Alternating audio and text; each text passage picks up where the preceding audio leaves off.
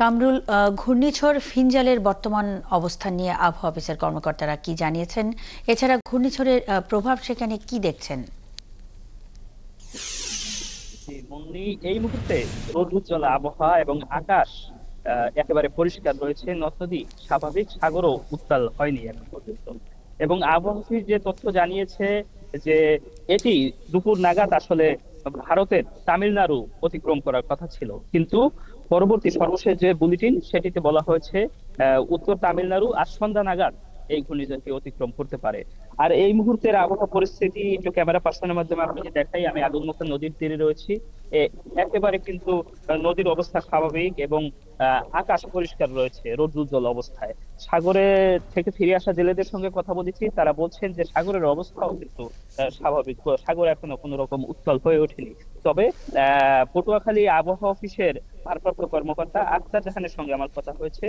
তিনি জানিয়েছেন যে আসলে 1-2 দিন হালকা থেকে মাঝারি ধরনের বৃষ্টি হতে পারে, তবে এই বৃষ্টি স্থায়ী হবে না এবং ভারী বৃষ্টি হওয়ার কোনো ধরনের সম্ভাবনা নেই। তবে এই ঘূর্ণিঝড়টি অতিক্রম করার পরে আসলে ভারতের এলাকা অতিক্রম করার পরে ধীরে ধীরে আবহাওয়া পরিস্থিতি একেবারে স্বাভাবিক হয়ে যাবে বলে তিনি জানিয়েছেন।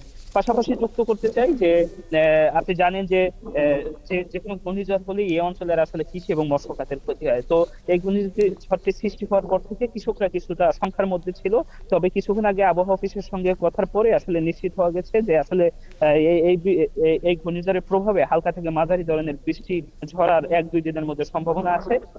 এছাড়া ভারী বৃষ্টিপাতের কোনো সম্ভাবনার কথা আবহাওয়া অফিস বলেনি। এবং পাশাপাশি পায়রা সমুদ্র বন্দরে যে 2 নম্বর স্থানীয় হুঁশিয়ারি সংকেত দেখিয়ে যেতে বলা হয়েছিল সেটি এখনো বহাল রয়েছে। এবং আবহাওয়া অফিসের যে বিজ্ঞপ্তি সেটিতে বলা হয়েছে যে পায়রা সমুদ্র বন্দর থেকে আজ সকাল 6টায় এই ঘূর্ণিঝড়টি 15 কিলোমিটার দক্ষিণ পশ্চিমে অবস্থান করছিল।